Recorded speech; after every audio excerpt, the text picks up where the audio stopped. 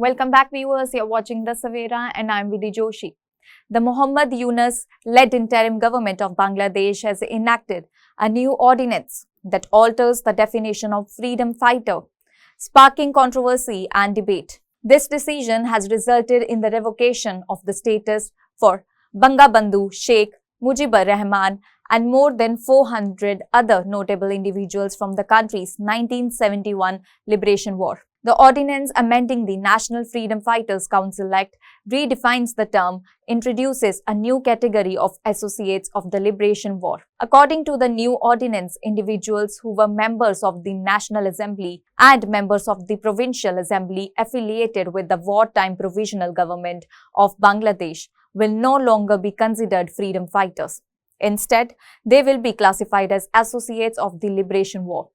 This new category also includes professionals who stayed abroad and contributed to the Liberation War, Bangladeshi citizens who shaped global opinions, and individuals who worked as officials and employees of the government of Bangladesh during the Liberation War.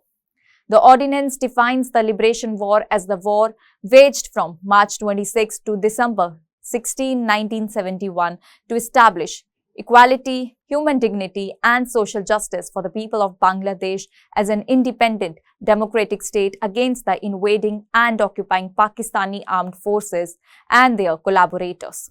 A Bir Mukti Jodha is defined as someone who between March 26 and December 16, 1971 either prepared for war and received training with villages across the country or crossed the border into India to enroll in various training camps with the aim of participating in the Liberation War.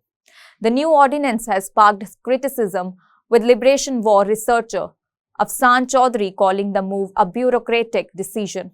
We have seen this since 1972. Every time a new government comes to power, they create a new list of freedom fighters. There are personal benefits involved, he added.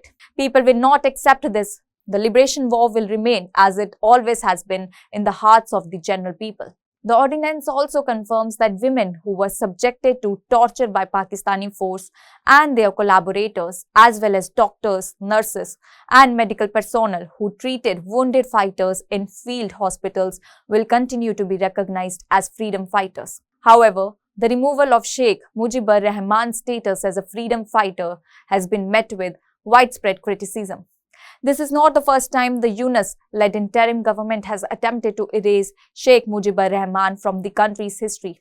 Recently, the nation's central bank has announced the release of newly designed banknotes replacing the portrait of the nation's founding father with images of natural landscapes and traditional landmarks.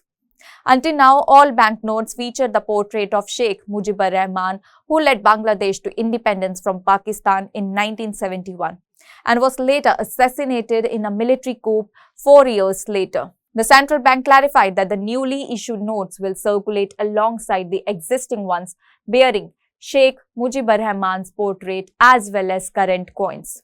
The move has sparked concerns about the government's intentions and the potential erasure of Sheikh Mujibur Rahman's legacy. As the situation continues to unfold, it remains to be seen how the government will navigate the complex issues surrounding the Liberation War and its legacy. That's all for now. Stay tuned to the Savera for more updates. Do like, comment and subscribe to the channel.